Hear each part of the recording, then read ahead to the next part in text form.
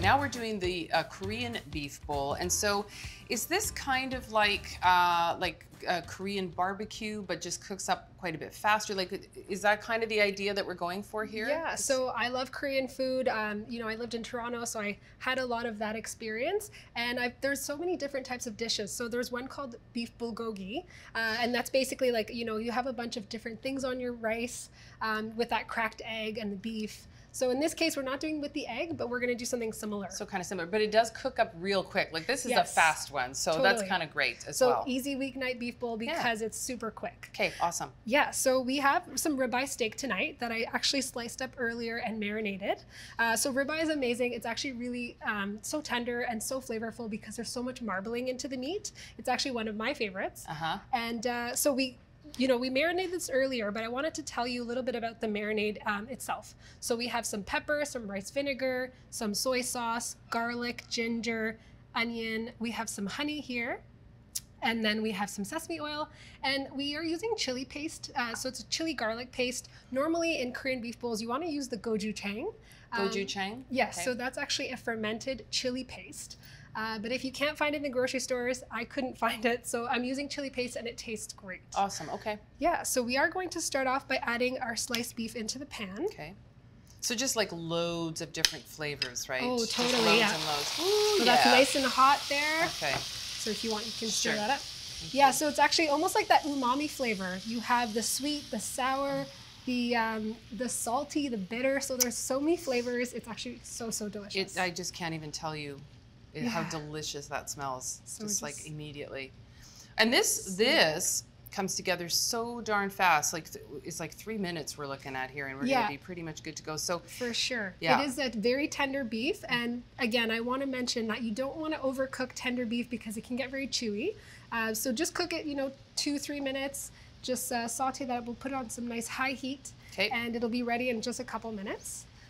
So what I did want to mention about the beef actually is, when you're having beef with your dinner, this is a great way to get some iron, some zinc, vitamin B12. So there's so many great nutrients in beef. And it's, again, so easy to make. It's just a healthy one overall, because we're going to get into our veg here in just a second. And that's basically been a common theme of, pretty much everything that we've made here tonight. Really nutritious and pretty quick. Exactly. We always have that combination of your carbohydrate, your protein, and lots of vegetables, which is one of my favorites. Okay.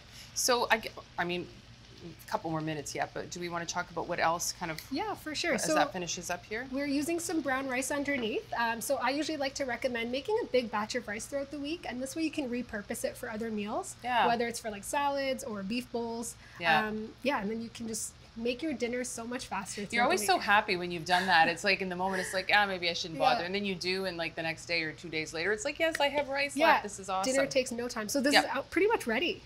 So I don't like to overcook my beef. Yes. So that looks really great. Okay, so we've got some peak of the market carrots, onions here. We've got basically we just put the beef. Yeah. And what is this here in the middle? So this is kimchi. Oh, kimchi. It is fermented like cabbage with some different spices. It's so good. Sometimes I just eat it out of a container by itself.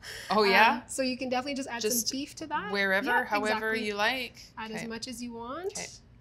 And we have some carrots, some cucumber. Sometimes I like to pickle the carrots and cucumber in a quick like vinegar. Is it kind of pickling is kind of like seems to be a common exactly. thing here in Korean cooking, they tend to have a lot of little things when you're eating your dinner. So it's like the pickled, the fresh, the cooked. Okay. And garnish that with some green onions and some sesame seeds. Okay. And you're ready to go. So that took no time. No, 0. Yeah. Well, maybe not 0, 5.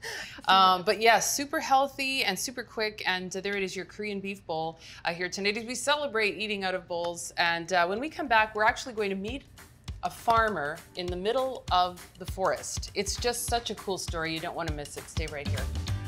You're watching Great Tastes of Manitoba, filmed on location at Supper Central in Kenaston Commons.